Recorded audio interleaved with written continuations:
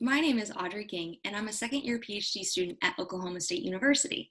I'm excited to share some research with you today that I worked on in collaboration with my major professor, Dr. Kista Settle. This study used a quantitative content analysis to analyze the social properties of Oklahoma's agricultural Facebook pages. Agriculturalists are often encouraged to be transparent with the public and share the story of agriculture. Research even suggests that an online presence can increase the profitability of an agricultural business. According to past research, far less than half of producers use online media to promote their business.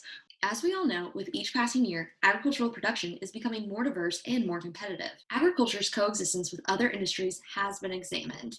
However, coexistence within agriculture between groups of different producers is less studied, but has been deemed essential for the future of the industry. This study is guided by the social identity theory. The social identity theory states that people sort themselves into groups, and that these groups then influence their worldview. Today, we're going to talk about two components of the social identity theory. Positive distinctiveness occurs when the in-group is clearly favored and its differences are accentuated in communication. Social comparison occurs when group members directly compare their in-groups to out-groups. The purpose of this study was to assess the online communication of Oklahoma agricultural operations, particularly the social properties we were just talking about from social identity theory. This study had four objectives. The first was to describe the agricultural operations that were actually present on Facebook. The second was to describe their presence or their activity. The third objective was to describe how operations express social identity through Facebook. And finally, the fourth was to compare the communication of alternative and mainstream agricultural operations. This quantitative content analysis followed the guidelines of Krippendorf and Reif. Pages that were analyzed were identified through Facebook searches. The About pages and the last 6 months of posts were analyzed for 364 pages that were found.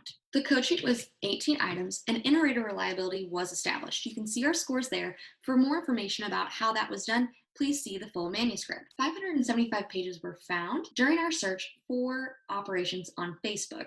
However, we only analyzed 364 because the remaining were deemed to be not directly contributing to the food supply, so they were either exclusively raising show animals or producing a product like mulch. The 2012 Census of Agriculture states that 80,245 farms are present in Oklahoma.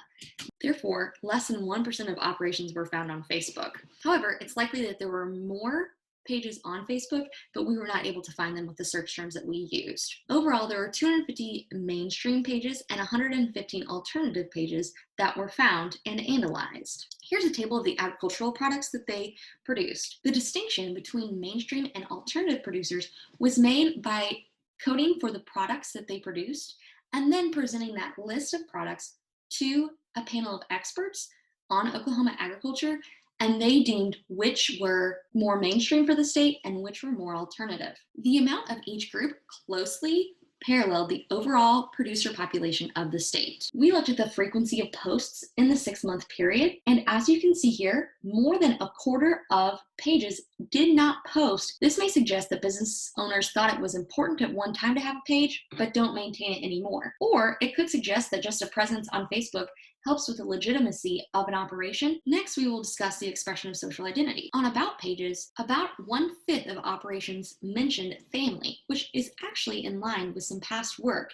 showing that family is commonly tied to farmers' identity. Around 60% use positive distinctiveness when discussing themselves on their About page.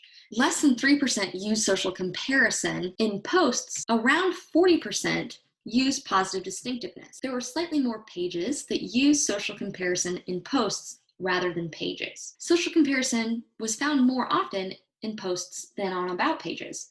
One possible reason is that operations did not want to be openly engaged in negative discourse on the more permanent About pages. When comparing alternative and mainstream producers, their communication was very similar. They posted about the same amount of times. They mentioned being family operated equally as well. They used social comparison on About pages and posts equally. They also used positive distinctiveness in posts equally. The one place they did differ was using positive distinctiveness on About pages. Alternative producers used this a bit more, which I want to thank you for listening to my presentation today and encourage you to read the full manuscript for more details about my research. Please email me with any questions you may have.